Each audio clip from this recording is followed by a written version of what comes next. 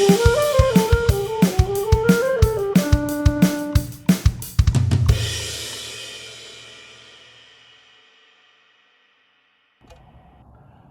this is Solarman. Today I would help you understand electric aviation, a new way to fly. These days you watch on YouTube and a lot of videos that talk about air taxis as if Uber can take you from place to place by an airplane. An electric airplane, that is. Now also there are people who tell you that you can fly like the nemesis of Spider-Man. You put on wings as well as a jet engine. Now this is kind of dangerous and I don't advise you to do it. So today I'm going to tell you a much better and safer way to fly. Introducing the Solarman Turbine electric airplane. The Solarman Eplane. Now I'm going to show you how this looks like. It looks like the flying Dumbo. Well, this elliptical shape actually is a very aerodynamic shape for which there's very little air resistance. And what you have here is an elliptical fuselage that's very aerodynamic plus 4 turbofan on the 3 sides as well as 2 wings and 3 tail wings. Okay, very much like a rocket. Now, the good thing about this airplane is that it can do vertical landing and take off, as well as have a level flight that is very efficient. Now, I'm going to show you more about this airplane. This is a turbine electric propulsion airplane. So it has a single gas turbine that uses natural gas, burns natural gas, and instead of using the propulsion effect of the rejected gas to move the airplane forward, you use an electricity generator to turn 1, 2, 3, and 4 turbofans. And those turbofans are powered by electric motor. So there are 4 large electric motors that push a large volume of air forward that makes the airplane very efficient. Now, it's a very aerodynamic design because it's elliptical, and it's very lightweight because I can make it out of carbon fiber on a very small fuselage surface. And it's very light. It can do vertical landing and take off. For example, you can invert the plane so that it launches like a rocket. But you can also launch like an airplane with rollers at the bottom here. The reason why this can take very short takeoff and landing is because it uses a new technology that allows the airflow to flow directly over the 3 wing surfaces. These 3 wing surfaces, this one is the rudder. This serves both as an aileron as well as an aileron. Now, some of you may know about flying. The rudder allows you to control the flight direction, controlling basically the yaw. So you can turn the rudder, even the wind coming this way, you can still go in a straight direction by means of the turning of the rudder. Because the air flows directly over the rudder by means of a fan, you don't need the speed of the vehicle, but you have the air speed over the control wing surfaces. So the rudder will still work even if there is no velocity of the airplane. This is very good. Also, this aileron allows it, when it pitches upward, to launch the airplane to go upward, as well as to redirect the jet of air in the downward direction. So this can take off very, very, very quickly. And the aileron, by means of turning it in opposite direction, the aileron would turn the airplane, for example, if you lift this up and then push this down, the airplane would turn like this, okay? So there are 3 motions of the airplane. One, the yaw, which is controlling the flight direction that is not in line with the axis of the airplane. The pitch, which is when the airplane is taking off, you need to pitch the airplane upward in order for it to go up, as well as the aileron for it to roll around and change its flight direction. So these is all controlled by force wind over the control wing surfaces, and that's a very major innovation. And also, it is triply safe.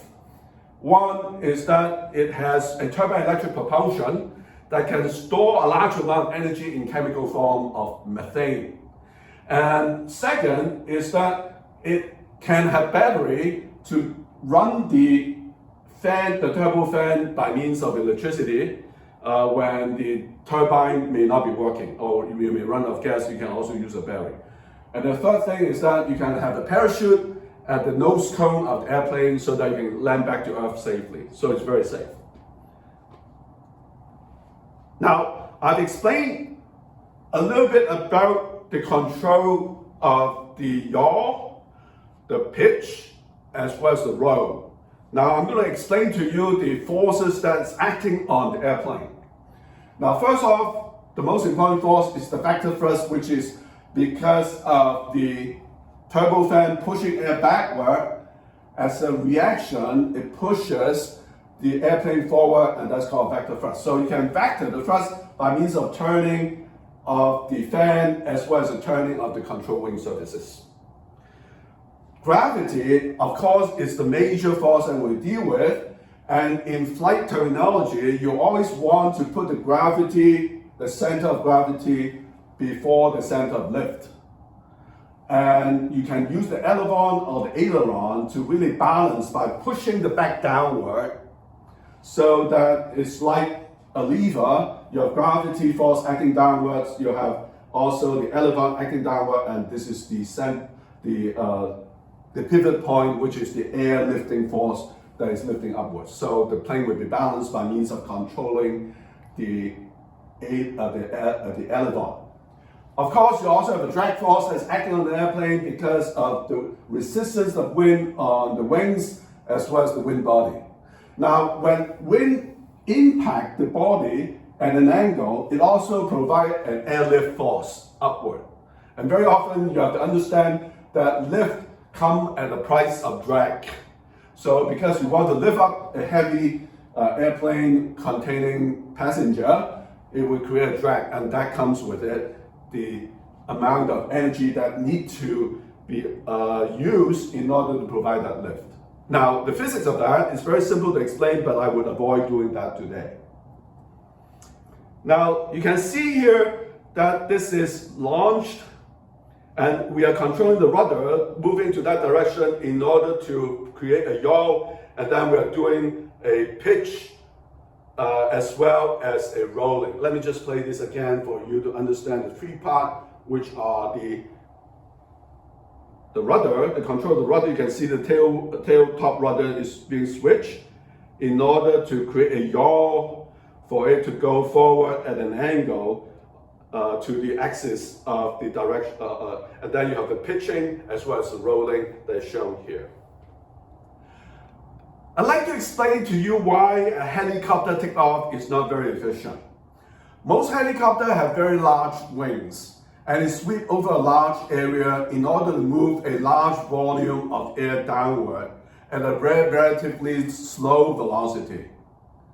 If you have a very small turbofan, you will have to move a large volume of air at a much higher velocity in order to generate the same thrust, and that's not very efficient. So it's far more efficient in flight mode for the wings to allow the airplane to glide along.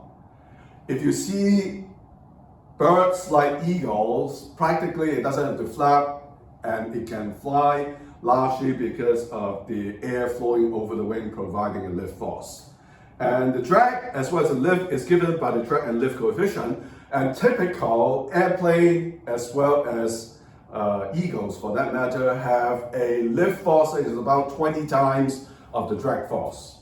So that's very effective. So we can also provide rapid lift by means of controlling the wing surfaces as well as controlling the vector thrust of the four propellers. So I'm going to show you how the Solarman Eplane take off and land. Here I'm showing off a horizontal lift off of the Solarman Eplane. So you see the propeller turning, and it's about to take off. And what you have is as you go forward, the aileron on the backside will flip upward in order to lift off. Turning upward, so it pushes the airplane down, and then it will pitch upward to fly. So it fly until it has to land, and the landing is like this. Or it can land vertically by means of using the propeller. So this allows you to either take off or land vertically, or have a near vertical takeoff and landing. I hope you understand how the Solarman Eplane can take off and land vertically as well as horizontally, and why this is a very efficient and fast way, as well as a safe way to fly. If you understood this, I hope you can like this video as well as subscribe to this channel. Thank you.